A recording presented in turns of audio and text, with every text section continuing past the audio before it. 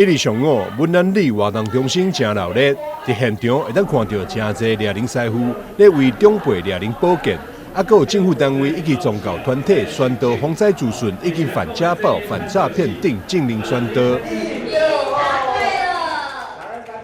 主要到社区里面做反诈骗，还有反家暴这些活动。那今天因为很开心，有我们台南市南区的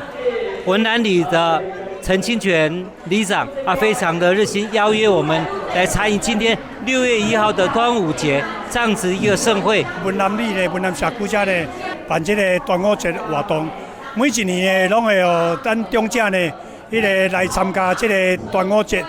有这个妈妈的味道，这个古早味的肉粽，今仔准备1000粒的肉粽，送一寡咱的你来低收入户，有今仔有咱的按摩协会，来遮做免费按摩。还有这个正节呢基金会来做这个反诈骗的活动。除了禁令宣导，文安里今年也特别准备了1000粒粽啊，要来分送给社区民众以及弱势家庭。希望文安里的家家户户拢会当感觉到端午节气氛。记者张世伟采访报道。